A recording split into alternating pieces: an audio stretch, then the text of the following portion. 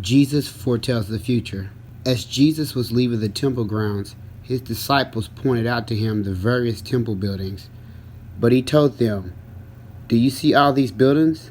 I assure you, they will be so completely demolished that not one stone will be left on top of another."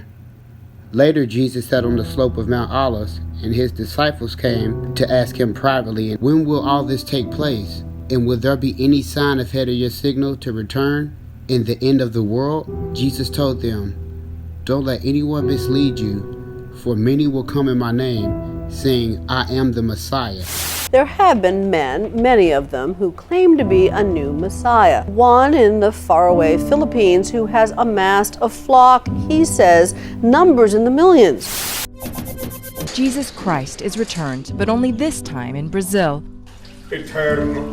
For more than 30 years, this man, calling himself Henri Cristo, has preached his own gospel as a supposed reincarnation of Jesus of Nazareth. The man who claims he is Jesus Christ. Only his name is Moses Longwane. But he says, like his namesake, he has spent years in the wilderness and has been resurrected as the Son of God. Tonight, a worldwide investigation into the evil and destructive ways of a self-proclaimed Messiah, a charismatic Australian whose devoted disciples believe he walked this earth 2,000 years ago. This is the story of a mysterious Russian cult led by a man who says he's Jesus Christ. I think Joshua is a spiritual viper trying to suck my spirit out. Josh stated to me that he has laid down the iron gates to heaven, and the way through them is through him. And they will lead many astray, and wars will break out near and far, but don't panic. Yes, these things must come, but the end won't follow immediately. The nations and kingdoms will proclaim war against each other. Russia is putting the U.S. on notice this morning as the Biden administration sends more weapons to Ukraine. Russian President Vladimir Putin warned the White House to stop arming Ukraine and said there would be, quote, unpredictable consequences. North Korea's military said today its recent barrage of missile tests were practiced to, quote, mercilessly strike key South Korean and U.S. targets. China says it will fight to the very end to prevent Taiwan from being declared independent. Speaking at a security meeting in Singapore, China's defense minister said any foreign interference is doomed to failure. He was referring to the United States. When a Russian missile struck this Kyiv neighborhood on Wednesday, Nina Vlasiuk says she was at home with her 10-year-old daughter. She shielded her child until it was all over.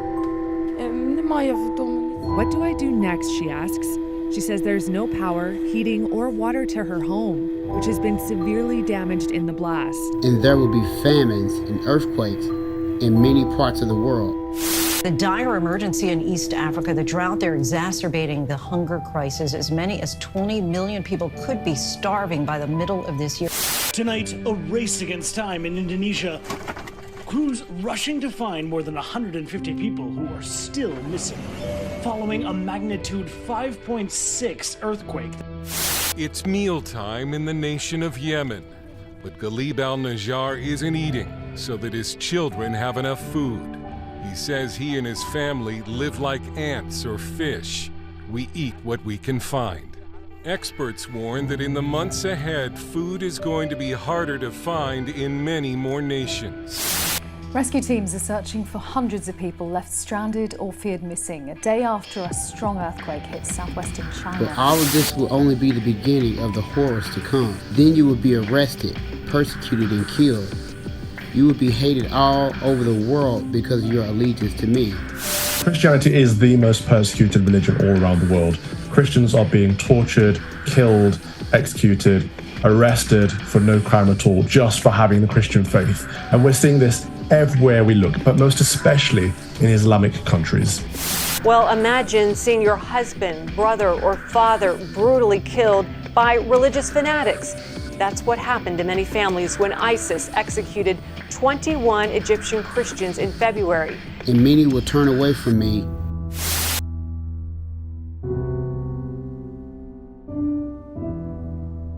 But even before before COVID, a growing number of Americans were moving away from organized religions, and the pandemic didn't do anything to stop that trend. The percent of Americans who identify with any religion has been on the decline for decades. And betray and hate each other. And many false prophets will appear. We're also following the major news from the Vatican tonight. Pope Francis voicing support for same-sex civil unions, the first pope in history to do so. And will lead many people astray. Sin will be rampant everywhere. And the love of many will grow cold. It's not just Buffalo. Just hours after that horror, Americans experienced at least 2 more mass shootings in 2 other cities. So far this year, there have been 201 mass shootings. In a deadly mass shooting in Chesapeake, Virginia, city officials now say the shooter left behind a note referring to killing himself and others. But those who endure to the end will be saved, and the good news about the kingdom will be preached throughout the whole world. I accept his revelation of himself by faith. You have to come by faith in Christ. That's the way to God, is through Jesus. For more than half a century, Billy Graham brought his message of Christian faith to followers around the world, hundreds of millions of them, more than any preacher in history. This was a journey American missionary John Chow was warned against taking. The island was off limits to protect outsiders and the tribe, which has no immunity to modern diseases. This morning. Now to the new details that we're learning about the last days of that American missionary who was murdered on a remote Indian island. The 26-year-old dying at the hands of natives who were armed with bows and arrows. Authorities are now trying to determine if there's a way to recover his body. So that nations will hear, and then finally the end will come.